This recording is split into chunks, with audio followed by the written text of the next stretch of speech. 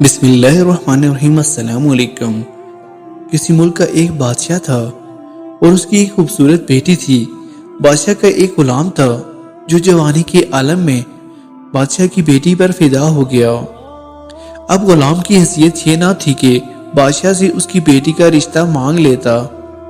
ایک دن اس نے اپنے ساتھیوں سے مشورہ کیا تو انہوں نے کہا کہ تمہارا دماغ تو ٹھیک ہے، بادشاہ کو اگر تم نے بتا دیا تو وہ تمہیں زندہ آگ میں جلا دے گا۔ اب غلام کافی پریشان تھا اور اس نے پریشانی کے عالم میں ایک فیصلہ کیا کہ پریشانی سے اچھا ہے کہ بادشاہ کی خدمت میں جا کر درخواست کروں، پھر چاہے اپنی قسمت میں جلنا نصیب ہو یا بادشاہ کی بیٹی نصیب ہو۔ اب وہ غلام بادشاہ کی خدمت میں حاضر ہوا۔ بادشاہ نے آنے کی وجہ پوچھی تو اس نے گھبراہٹ میں ساری بات بتا دی اور بولا، بادشاہ سلامت، اب آپ اپنی بیٹی کا نکاح مجھ سے کر کے مجھ پر احسان کر دیں۔ بادشاہ کو بہت غصہ آیا کہ اپنی حیثیت دیکھو اور میری حیثیت کو دیکھو۔ بادشاہ سلامت نے سوچنا شروع کر دیا کہ اب غلام کو کیا جواب دوں کہ یہ رشتہ مانگنے سے خود ہی انکار کر دے۔ بادشاہ نے غلام کے سامنے ایک شرط رکھ دی کہ تم نے یہ پوری کر دی تو تمہارا نکاح شہزادی سے کر دوں گا، اگر نہ پوری ہو سکی تو جلتی ہوئی آگ میں جلا دوں گا۔ فیصلہ تمہارے ہاتھ میں ہے۔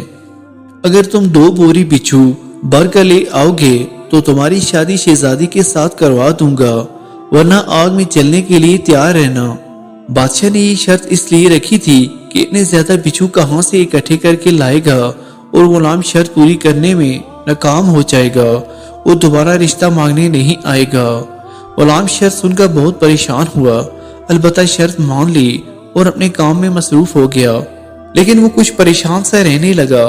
اس کا باپ کافی دنوں سے نوٹ کر رہا تھا کہ بیٹا کچھ پریشان نظر آ رہا ہے، تو اس نے اپنے بیٹے کو پاس بلا کر پوچھا کہ تمہاری پریشانی کی وجہ کیا ہے؟ تو اس نے سارا واقعہ اپنے باپ کو سنا دیا۔ باپ نے اپنے بیٹے کو سمجھاتے ہوئے کہا کہ تم پریشان مت ہو، میں تمہیں بچھو جمع کرنے کا طریقہ بتا دوں گا۔ شام کو غلام اپنے باپ کے پاس پہنچ گیا۔ باپ نے اپنے ساتھ 2 بوریاں لانے کا کہا تھا۔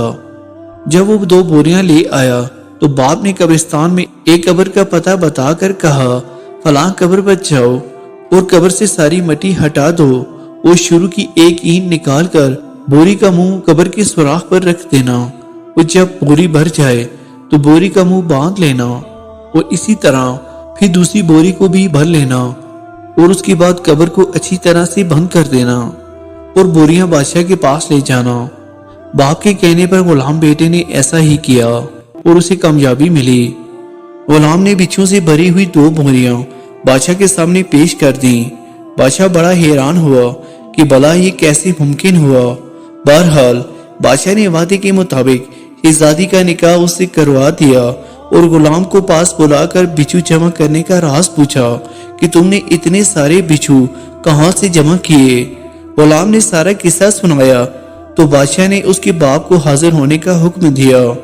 اگلے دن اس کا باپ بادشاہ کے سامنے حاضر ہوا تو بادشاہ نے اس سے پوچھا کہ تمہیں کیسے معلوم ہوا تھا کہ فلاں قبر میں اتنے سارے بچھو موجود ہیں؟